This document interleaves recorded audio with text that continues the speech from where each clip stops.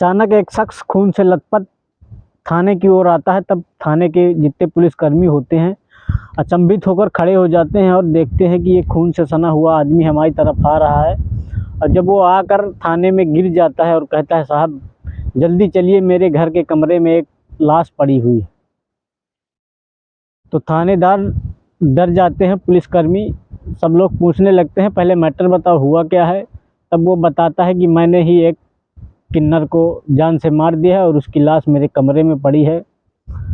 तब थानेदार को जब वो पूरी स्टोरी बताता है, थानेदार भी एक बार शर्मा जाता है और कहता है चलो, और फिर पूरा फोर्स लेकर उसी कमरे पहुंचता है। तो हेलो फ्रेंड, मैं हूं आरजे पटेल और आप सबके बीच एक किन्नर के क्राइम की दास्तां लेकर आया हूं, जो सच्ची घटना पर आधारित है और अपने उत्तर प्रदेश की घटना है। सो दोस्तों, अगर आपको ये घटना पसंद आए और क्राइम की खबर आपको पसंद आए तो वीडियो को लाइक करें, सब्सक्राइब करें और शेयर करें, ताकि मेरा भी मनोबल बना रहे और मैं आप लोगों के लिए वादे के मुताबिक हर रोज़ एक नई घटना के साथ आता जाता रहूं। तो दोस्तों, होता क्या है कि यूपी के उत्तर प्रदेश में एक परिवार होता है जिनके कोई बच्चा नहीं होता। तो वो लोग बड़ी मन्नतें और भगवान से विनती करते हैं, तब जाकर एक उनको बेटी पैदा होती है। और वो बेटी भी क्या पैदा होती है, किन्नर पैदा होती है। जब किन्नर पैदा होती है तो वो अपने आसपास किसी को भनक नहीं होने देते, यानी कि अपने पास पड़ोसियों को भी नहीं पता होने देते कि उनके बेटी नहीं, एक किन्नर पैदा हुआ है। उसका भरण पोषण एक चार दीवारी के अंदर करते रहते हैं। उसका नाम रखा जाता है मीनाक्षी। जी हाँ, कुछ दिनों की बात है, मीनाक्षी करीब 14-15 साल की हो जाती है।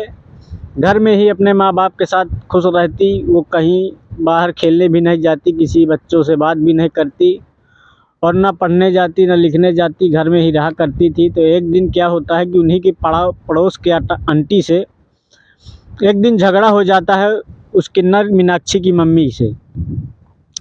तो होता क्या है, बातों बातों में झगड़ा काफ़ी बढ़ जाता है और अपनी मम्मी की तरफ से मीनाक्षी भी बोल पड़ती है, झगड़े में शामिल हो जाती है। तब पड़ोस की आंटी कहती है कि रुको, मैं तुम्हें तुम्हारी औकात दिखाऊंगी। और होता क्या है, लड़ाई शांत हो जाती है। इसके बाद 1 घंटे के बाद वहाँ देखा जाता है कि तमाम किन्नर समाज के लोग वहाँ एकत्रित हो जाते हैं उनके घर के सामने। तो कहीं ना कहीं उनके माँ बाप को आभास हो गया था कि शायद उसने किन्नरों को बता दिया कि इनके पास बच्ची नहीं, एक किन्नर पैदा हुई थी। तब किन्नर समाज के लोग आते हैं और मीनाक्षी को समझाते हैं कि कहीं ना कहीं आपको ये घर छोड़ना ही पड़ेगा और हम किन्नरों को इन सब से अलग ही रहना ही पड़ता है, ये यहाँ रहकर तुम कुछ ना कर पाओगी। बहला फुसला कर मीनाक्षी को किन्नर सभी ले जाते हैं और माँ बाप उसके अकेले पड़ जाते हैं। मीनाक्षी बहुत रोती है, वो माँ बाप को छोड़ना नहीं चाहती थी, अपने माँ बाप से बहुत प्यार करती है, लेकिन कुदरत का करिश्मा, जिसको जहाँ ले जाए वो जाना ही पड़ता है। तो होता क्या है दोस्तों, जब वो लोग मीनाक्षी को ले जाते हैं तो मीनाक्षी उन्हीं की टोली में शामिल होकर, जैसे कि किसी के लड़का होता है, फंक्शन, शादी फंक्शन, इन सब में जाना शुरू कर देती है और अच्छा खासा रुपया कमाती है। जब उसने अच्छा खासा रुपया कमा लिया होता है तो वो उस टोली को छोड़कर एक अपना इलाका जो किन्नर समाज को मिल जाया करता है, तब अपने इलाके में एक जगह जाती है वहीं और अपना इलाका, अपनी जगह तय करके वहीं एक कमरे का किराया लेती है और वहीं रहने लगती है। उसी कमरे के मकान मालिक की एक बेटी होती है, उसको मीनाक्षी गोद ले लेती है और उसकी पढ़ाई लिखाई का खर्चा हर महीने 12,000 रुपये प्रति महीने उसकी पढ़ाई का खर्चा उठाती है और उसकी सेवा में अपनी कमाई लगाने लगती है। कुछ दिन बाद दोस्तों, होता क्या है, जहाँ वो कमरा किराए का लिए होती है उसी के सामने एक डॉक्टर आता है और मकान, सामने वाली बिल्डिंग में किराए का मकान लेकर वहीं एक क्लिनिक खोलता है। उस डॉक्टर का नाम होता है सर्वेश और आते जाते, उठते बैठते, आमने सामने, देखते सुनते, उनमें कहीं ना कहीं मीनाक्षी किन्नर में और डॉक्टर साहब में प्रेम हो जाता है।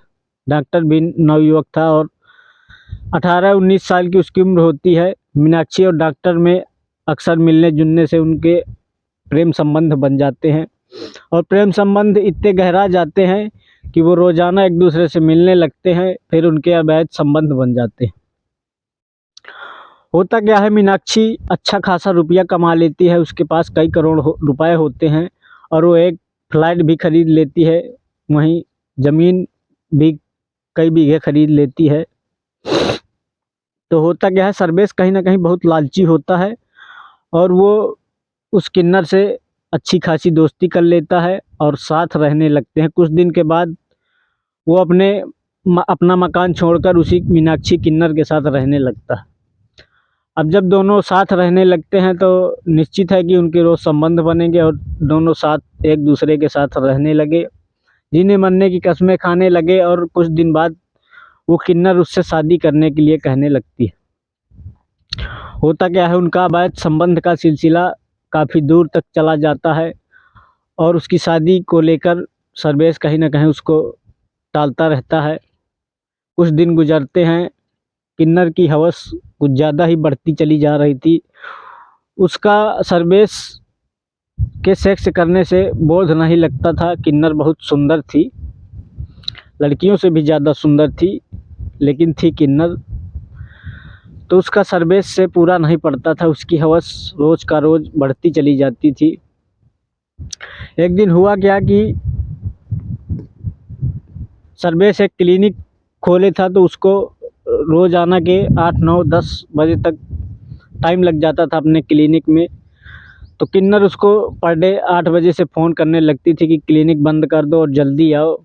और जैसे ही वो आता तो वो किन्नर अपने बदन के कपड़े उतार कर उसके सामने प्रवेश हो जाती कि जल्दी करो, मुझे तुम्हारी बहुत ज़रूरत है और जल्दी आओ और मेरे साथ सेक्स करो। उसकी इसी हवस भरी लत से सर्वेश बहुत परेशान हो जाता है। यह सिलसिला चलता ही रहता है और मीनाक्षी किन्नर सर्वेश के लिए बहुत रुपया अपना खर्च कर चुकी होती, कई करोड़ रुपए उसके सर्वेश के ऊपर खर्च कर देती है, उसकी क्लिनिक के ऊपर उसको अपने हाथों मतलब अपने कमाई के रास्ते बनाने के लिए बहुत रुपया खर्च कर देती है। और सर्वेश भी बहुत लालची होता है, इसलिए सर्वेश उसकी हवस मिटाने की कोशिश करता रहता है। उनके जिस्मानी रिश्ते बनते बनते सर्वेश बहुत बोर हो जाता है। कुछ दिन बाद सर्वेश को लगने लगता है कि अब कुछ करना चाहिए। तभी सर्वेश एक दिन क्या होता है कि मीनाक्षी किन्नर उसके क्लिनिक पहुंच जाती है और कहती है कि जल्दी दुकान बंद करो और चलो मेरे साथ। किन्नर ऐसा बिहेव करने लगी थी कि जैसे कि वो उसका नौकर हो और जो कहे सो करे। तो उसको सर्वेश को बहुत बुरा लगने लगा और वो किन्नर से क्लिनिक बंद करवा देती है और दोनों चले जाते हैं घर। घर जाकर होता क्या है कि दोनों लोग एक दूसरे, किन्नर तुरंत अपने कपड़े उतारती है और सेक्स करने लगते हैं। तो होता क्या है, सर्वेश उसके साथ सेक्स करता रहता है और सूजी लगा लगा कर, क्योंकि वो डॉक्टर होता है तो कई तरह के इंजेक्शन लगा लगा कर उसके साथ सेक्स करता है। और सेक्स करते करते एक दिन वो थक जाता है और थक हार जाता है, फिर भी उस किन्नर की हवस पूरी नहीं होती। तब एक दिन वो मन बना लेता है, इसी तरह सेक्स करते करते उसने वो ऑपरेशन वाली एक कैंची होती है, उसके ज़रिए उस किन्नर को कई जगह से काट देता है और उसके ऊपर कई वार करता है। इतने वार करता है कि वो किन्नर ऑन द स्पॉट मर जाती है। और जब मर जाता है तो वो पहुंचता है सीधे थाने, खून से लथपथ हो जाता है सर्वेश भी, और सीधे थाने जाकर पुलिस से अपना पूरा गुनाह बता देता है और इसी के चलते उसको सज़ा हो जाती है उम्र कैद की। तो कहीं ना कहीं जब किन्नर के माँ बाप को पता चलता है, वो भी बहुत दुखी होती है और कहते हैं कि हमारी बेटी सुकून से घर में रहा करती थी लेकिन लोगों के मारे रह ना सकी।